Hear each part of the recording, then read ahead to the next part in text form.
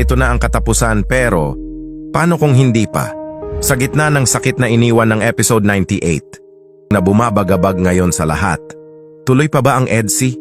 O tuluyan na itong magwawakas? At may isang update na magbibigay ng pag-asa. Kung isa ka sa umaasang hindi pa tapos ang lahat, mag-comment ka ng may pag-asa pa. At samahan mo ako move on sa tagpuan. Mag-isang naghintay si Edu hanggang sa lumubog ang araw at sa huli, hindi dumating si Beyonce. Isang eksena na hindi lang puso ni Edu ang nadurog, kundi pati tayong lahat na naniniwala sa kanila. Alam na natin ang sagot.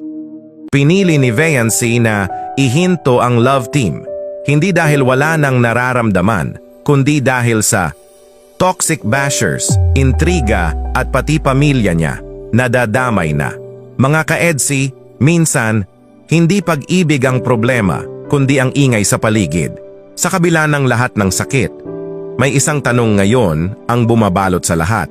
Announce at tinutos lang dito sa akin nila Sir June, chairman natin ng Velvet Box.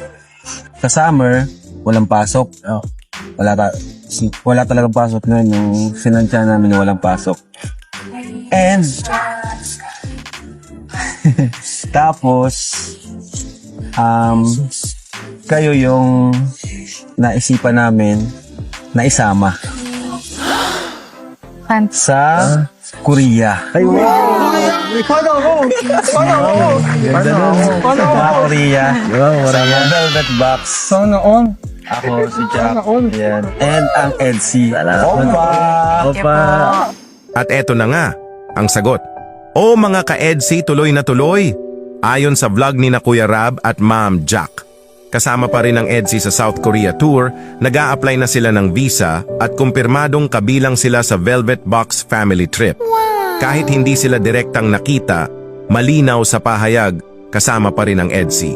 Ayan, nagpapapicture po tayo para sa ating visa application. Yay! Sorry. Yay! Sino ang kasama doon?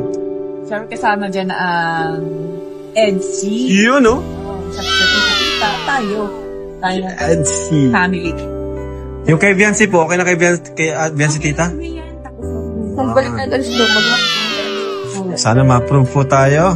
Para tuloy na si Biancy sa Korea. Mga ka-EDSI, kung wala na talaga, bakit sila magkasama pa rin sa ganitong malaking plano?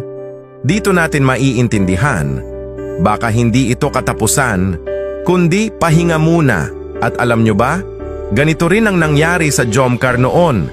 Ayon kay Papa Joms, kailangan minsan mag-pause para mawala ang ingay, para maayos ang lahat at pagkatapos ng pahinga, mas tumibay sila.